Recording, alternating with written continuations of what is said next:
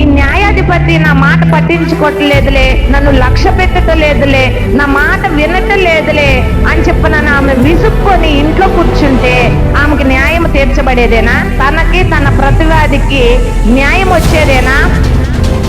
తీర్పు అనేది, న్యాయమైన తీర్పు అనేది ఆమె పొందుకోగలిగేదే. ఇన్ని సంవత్సరాల నుంచి నేను ప్రార్థన చేస్తున్నా కానీ నాకు జవాబు రాలేదే, విసుగు చెందుతున్నారా? మనుషులు నన్ను లక్ష్య పెట్టని న్యాయాధిపతిని ఆ వృద్ధురాలు ఎదవరాలు తొందర పెట్టినప్పుడు త్వరగా ఆమెకు న్యాయము తీర్చబడింది. ఎందరో భక్తులు ప్రార్థించారు, విజయాన్ని చూశారు. ఎందరో భక్తులు ఉపవాసాలు ఉన్నారు, విజయాన్ని చూశారు. ఎంతటి ఘోరపాపమైన దేవుని సన్నిధిలో మోకరించి ప్రార్థన చేసినప్పుడు పరిష్కార మార్గాన్ని దేవుడు విడుదల రావాలి అంటే, నువ్వు రక్షణ పొందాలి అంటే దేవునిలోని మాత్రమే ఉంది. ఆ ఆస్తిలో గాని, అంతస్తులో గాని, డబ్బులో గాని, జనబలంలో గాని నువ్వు పొందుకోలేని శక్తిని దేవునిలో మాత్రమే పొందుకోగలవు. చరిత్రను మార్చగలిగిన దేవుడు, ఉన్న వాటిని లేనట్లుగా, లేని వాటిని ఉన్నట్లుగా చేయగలిగిన దేవుడు. నిరీక్షణతోటి, ఓర్మితోటి నువ్వు ప్రభులో ప్రయాణము చేసినట్లయితే తొదకు విజయాన్ని నీ జీవితంలో చూడగలవు. మళ్ళా వస్తుంది, ఏంటి నన్ను తొందర చేస్తుందని చెప్పనని ఆ న్యాయాధిపతి అనుకుంటున్నాడు కదా. ఇంపదాకలు వచ్చి నన్ను ఇసుకిస్తుంది కనుక త్వరగా ఆమెకు నేను న్యాయము తీర్చేయాలి అనుకున్నాడంట. చప్పట్లు కొట్టి దేవుని నామమును మహిమపరుద్దామా? హల్లెలూయా, హల్లెలూయా. వాస్తవంగా ఈ న్యాయాధిపతి నా మాట పట్టించుకోవట్లేదులే, నన్ను లక్ష్య పెట్టలేదులే, నా మాట వినట్లేదులే అని చెప్పిన ఆమె విసుక్కొని ఇంట్లో కూర్చుంటే ఆమెకి న్యాయం తీర్చబడేదేనా? తనకి తన ప్రతివాదికి న్యాయం వచ్చేదేనా? తీర్పు అనేది, న్యాయమైన తీర్పు అనేది ఆమె పొందుకోగలిగేదేనా?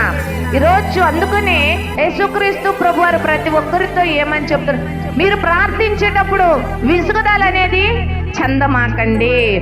మీరు ఏ విషయంలో ప్రార్థిస్తారో పట్టుదలతో ప్రార్థించండి, విసుకక ప్రార్థించండి, ఓర్మితో ప్రార్థించండి, ఓపికతో ప్రార్థించండి, దేవుని యందు ఆసక్తితో ప్రార్థించండి, విశ్వాసముతో ప్రార్థించండి. ఎప్పుడైనా ఏ విషయంలోనైనా ప్రార్థన చేసినప్పుడు జవాబు తొందరగా రానప్పుడు ఎప్పుడైనా అనుకున్నారా, ఏంటి ఇన్ని సంవత్సరాల నుంచి నేను ప్రార్థన చేస్తున్నా కానీ నాకు జవాబు రాలేదేంటి అని చెప్పనని విసుగు చెందుతున్నారా? కానీ ఈరోజు దేవాతి దేవుడు చెప్తున్న మాట ఏంటంటే, విసుకక నిత్యము ప్రార్థించాలి. ఆ న్యాయాధిపతే, మనుష్యులను లక్ష్య పెట్టని న్యాయాధిపతిని ఆ వృద్ధురాలు ఎదవరాలు తొందర పెట్టినప్పుడు త్వరగా ఆమెకు న్యాయము తీర్చబడింది. పరలోకపు తండ్రినైనా నేను, నిన్ను, నన్ను, మనందరినీ సృష్టించిన దేవాతి దేవుడు కార్యము చేయడా? దివారాత్రములు నా ప్రజలైన వారు మొర్ర పెట్టగా వారికి నేను న్యాయము తీర్చున, త్వరగా వారికి న్యాయము తీర్చేదను. అన్న అనే ఒక స్త్రీ భర్తను కలిగి ఉంది, బంధువులను కలిగి ఉంది, ఆస్తిపాస్తులు కలిగి ఉంది. అయితే ఒక లోటు ఉంది ఆమెకు. ఆ లోటును బట్టి తమ వైరి అయిన పెనిన్న విసిగిస్తూ ఉందన్నమాట, వేధిస్తూ ఉంది. అలాంటి సందర్భంలో దేవుని మందిరానికి వెళ్ళి హన్న ప్రార్థన చేస్తూ ఉంది. ప్రార్థన చేయటం ప్రారంభించింది. తనకున్న మనోదుఖాన్ని, తన హృదయములో ఉన్న నిందలను, అవమానాలను అన్నిటినీ కూడా దేవుని సన్నిధిలో కుమ్మరించుకుంటుంది. అయితే ఆ ఒక్కరోజే ప్రార్థన చేయలా, ప్రతినిత్యము ప్రార్థన చేసే వ్యక్తిగా ఉందామా?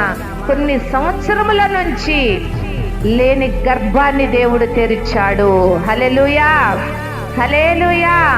కొన్ని సంవత్సరముల నుంచి ఆమె హృదయములో ఉన్న వేదనంతటిని దేవుడు తొలగించాడు, ఆమెకున్న నిందను తొలగించాడు దేవుడు. అయితే మనం చేయవలసింది ఏంటంటే విశ్వాసముతో కూడిన ప్రార్థన, నిరీక్షణతో కూడిన ప్రార్థన. హల్లెలూయా. విసుగు చెందని ప్రార్థన. ఈ పట్టుదల ప్రార్థన మనం ఎప్పుడైతే నేర్చుకుంటామో జయాన్ని పొందుకుంటాం, విజయాన్ని మనం చూస్తాం. ఎందరో భక్తులు ప్రార్థించారు, విజయాన్ని చూశారు. ఎందరో భక్తులు ఉపవాసాలు ఉన్నారు, విజయాన్ని చూశారు. ఎందరో భక్తులు ఉపవాసం ఉండి ప్రార్థన చేశారు, తన సొంత జనులను రక్షించుకున్నారు. కానీ ఈరోజు నీవు నేను చేసే ప్రార్థన విజయాన్ని చూస్తున్నామా లేదా? ఇంతవరకు మనం చేసే ప్రార్థన, మనం కార్చే కన్నీరు, మనం దేవుని దగ్గర ఎదురు చూస్తున్న నిరీక్షణకు జవాబు వస్తుందా లేదా? ఒకసారి మనము ఆలోచన చేయాలి. చివరికి ఆహాబు అనే వ్యక్తి ప్రార్థించినప్పటికీ కూడా దేవుడు ఆలకించాడు. ఆహాబు రాజు ఎలాంటి వ్యక్తి అండి? చాలా విగ్రహాలకు పూజించే వ్యక్తి, విగ్రహాలను పోషించే వ్యక్తి, విగ్రహారాధికుడు, అన్యుడు, అతి ఘోరమైన పనులు చేసే వ్యక్తి. అలాంటి వ్యక్తి మీదకి శాపం విడుదలవుట ఎప్పుడైతే తెలుసుకున్నాడో, దేవుని దగ్గర ఉపవాసం ఉండి ప్రార్థన చేసినప్పుడు దేవుడు చెయ్యదలసిన కీడు మాని తన కాలములో ఆ కీడును ఆపెను. నువ్వెంతటి ఘోరపాపివైనా దేవుని సన్నిధిలో మోకరించి ప్రార్థన చేసినప్పుడు నీ ప్రార్థన దేవుడు ఆలకిస్తాడు, అంగీకరిస్తాడు. నువ్వు దేవునితో దగ్గరగా జీవించాలని ఆసక్తి కలిగి నువ్వు ఉంటే దేవుడు నిన్ను హత్తుకొని నీకున్న సమస్యలన్నిటికీ పరిష్కార మార్గాన్ని దేవుడు చూపిస్తాడు. నీకు విడుదల రావాలి అంటే, నువ్వు రక్షణ పొందాలి అంటే దేవునిలోని మాత్రమే ఉంది. నువ్వు నమ్ముకున్న ఆస్తిలో కానీ, అంతస్తులో కానీ, డబ్బులో కానీ, జనబలములో కానీ నువ్వు పొందుకోలేని శక్తిని దేవునిలో మాత్రమే పొందుకోగలవనేటి సత్యాన్ని గ్రహించి ఈ మధ్యాహ్న సమయంలో దేవుడిచ్చిన అవకాశాన్ని మనందరము సద్వినియోగం చేసుకుందాం. మనకున్న ప్రతి విషయములో కూడా ప్రభు వైపు చూద్దాం. దేవుడిచ్చు కార్యాన్ని, దేవుడు మన పట్ల చేయదలిసిన కార్యాన్ని మనము కనులారా చూద్దాం. మన చరిత్రను మార్చగలిగిన దేవుడు, ఉన్న వాటిని లేనట్లుగా, లేని వాటిని ఉన్నట్లుగా చేయగలిగిన దేవుడు.